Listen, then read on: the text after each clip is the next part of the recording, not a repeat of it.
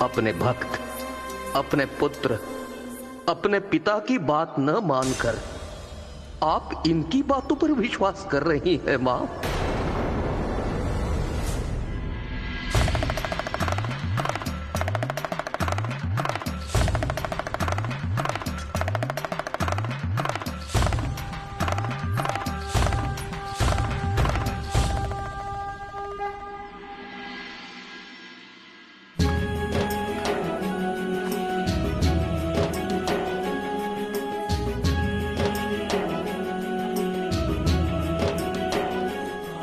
क्षमा कर दीजिए मां,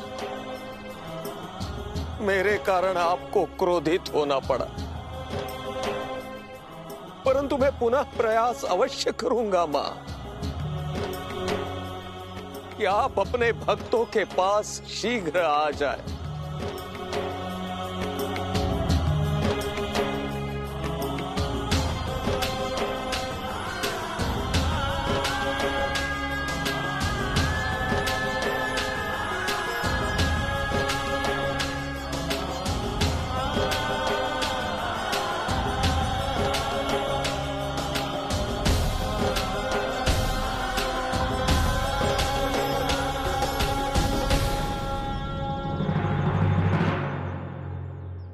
ऋषिवर, विश्वास ही तो भक्ति और मुक्ति का मार्ग प्रशस्त करता है। निष्प्राण शिलाखंड तक को देवत्व की शक्ति प्रदान करता है, पर जब हम अपने विश्वास को सर्वश्रेष्ठ और दूसरे के विश्वास को, उनके विचारों को छोटा बताते हैं, संकट वहां से ही प्रारंभ होता है। मुझे उनसे ज्ञान लेने की कोई आवश्यकता नहीं है जो दूसरों के विश्वास के साथ प्रपंच और झूठा खेल खेलते हैं। आप तो महर्षि हैं ऋषिवर। विचार कीजिए, इस धरा पर, इस जगत में सबकी उत्पत्ति किसी एक से नहीं हुई है।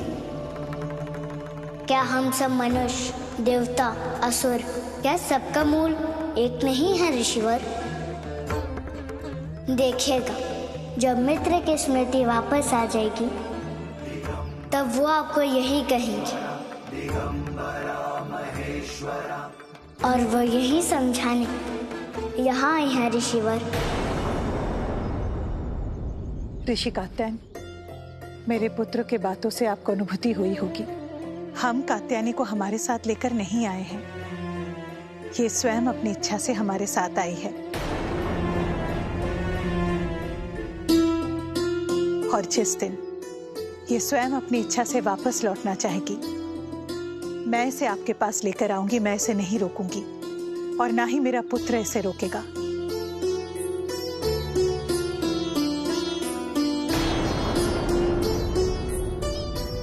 मैं अनुरोध करती हूँ, इस विश्वास के साथ आप यहाँ से प्रस्थान करें। हमारे घर में हमारी पुत्री सुमति का विवाह है। यदि उसके बाद कात्यायनी वापस लौटना चाहे तो मैं इसे लेकर आपके पास आऊंगी।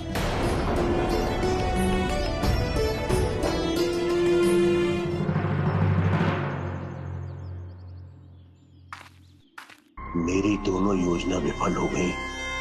अब मैं महाराज तारकासुर को क्या जवाब दूंगा?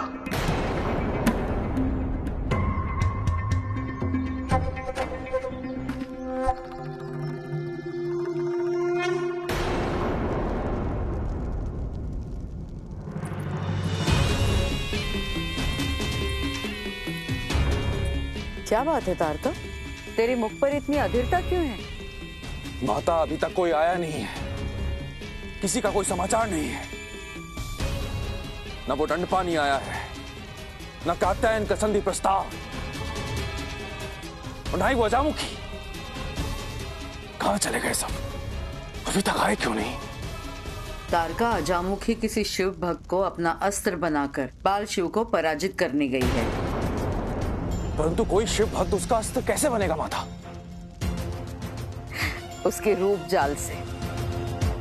देखना तारका, इस बार वो अवश्य सफल होगी। परंतु मैं फिर से असफल हो गया। मेरी चाल असफल हो गई।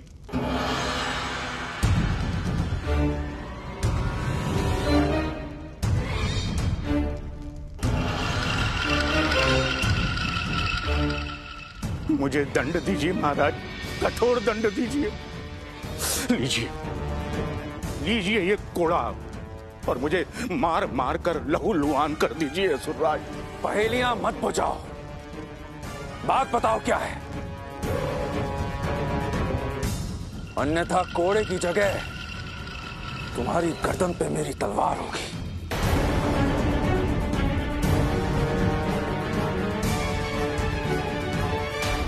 असुरराज, देवी सेना और देव सेना के बीच युद्ध टल गया।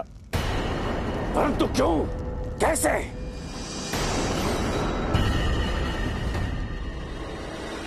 कात्यायनी में दुर्गा स्वरूप की झलक दिख जाने के कारण।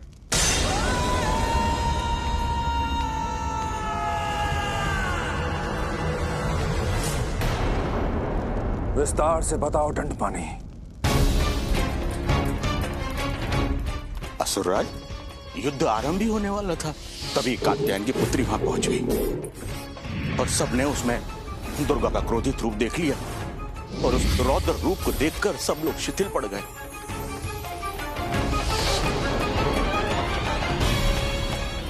और वो कायर कात्यायन, उसने भी घुटने टेक दिए। हाँ असुरराज, और उसमें उस अनुसुईया की भी महती भूमिका है। उसने वहां पहुंचकर सबसे जाने के लिए कहा और वे सब बिना युद्ध किए ही वापस जाने का अर्थ ये नहीं है दंडपानी कि कात्यायन के हृदय में जलती हुई युद्ध की अग्नि शांत हो गई है, किंतु मेरे विचार से वह अग्नि और तीव्रता से जल उठी है। तुम जाओ और युद्ध की विषाग्नि में अपनी कुटिलता और घृणा का घृत मिलाकर उसे और प्रचंड कर दो। जो आज्ञा महाराज। दंड से तो तू बच गया दंडपानी।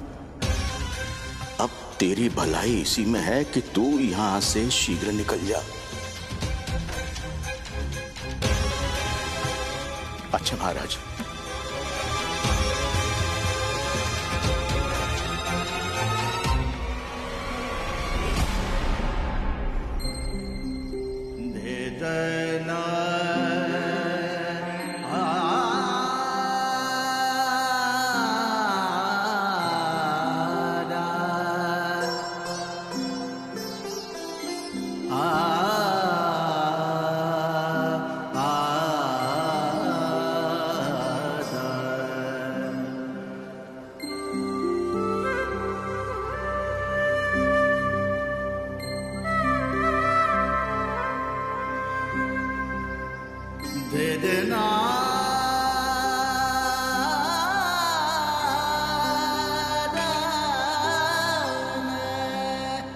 कात्यायनी, पेट भर गया?